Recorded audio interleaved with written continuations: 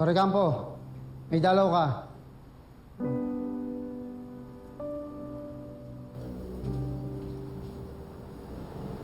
Basta ka na, Edward. Anak, sinaktan ka ba nila?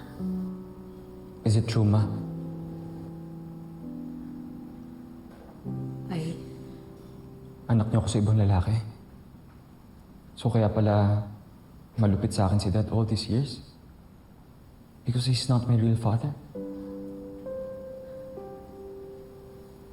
I will admit, I had an affair noon. Edward, anak ka ni Greg. Hindi ka bastardo tulad ng sinasabi ng daddy mo. I even had a DNA test to prove, pero hindi siya naniniwala. Kahit na anong gawin ko, hindi ko siya makumbinsi.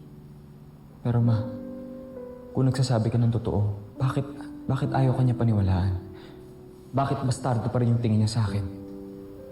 It's hard for him to believe me because of my history. Hindi ko kayo maintindihan, Ma.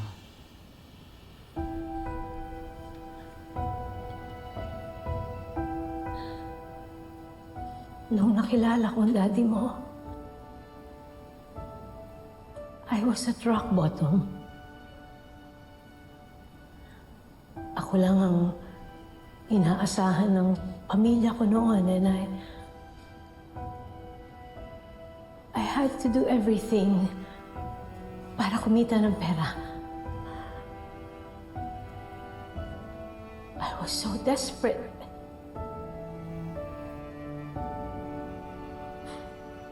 Napilitan akong ibenta ang katawan ko.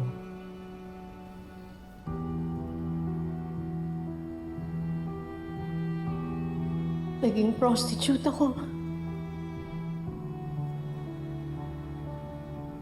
To survive.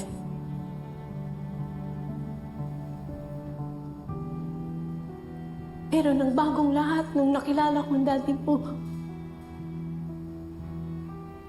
siyang umahon sa akin.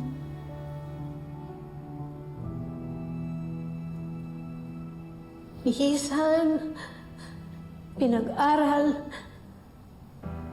pinakasalan. Pero hindi niya nakalimutan ang tungkol sa nakaraan ko.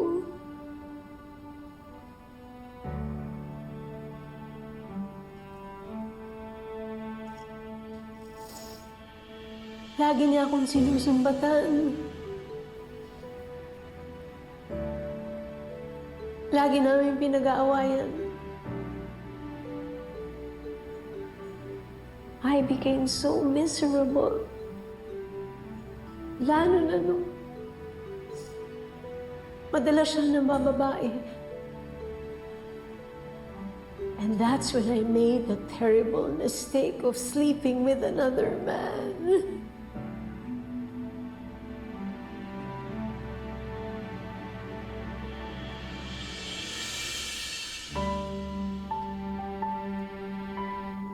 Pero hindi nagtagal yung affair na yun. Tinapos ko kaagad.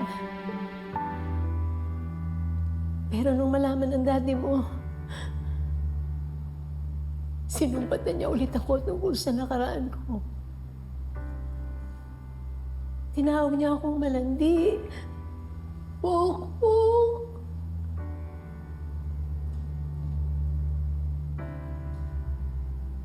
At kahit na anong sabihin ko sa kanya, hindi siya naniwalang anak kanya. I'm so sorry, hindi ko kaagad sinabi sa'yo.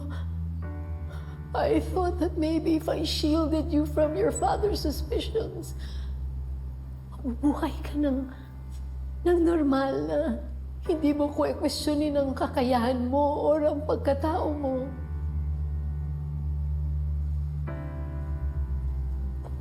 Sorry. Ma, I'm sorry to hear na yun ang pinagdaanan mo. But even if sinabi mo sa akin yun from the start, wala namang magbabago eh. Hindi ako mamahalin ni Dad as his son.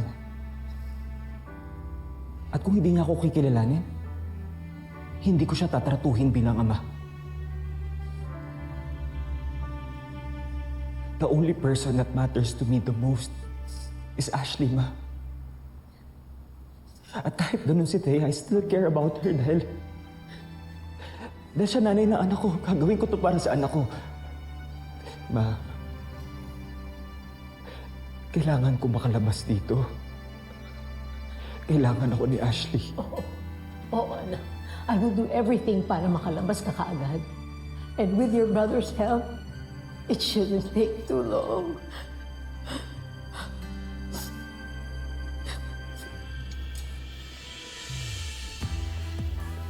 I love you, anak. I love you, ma.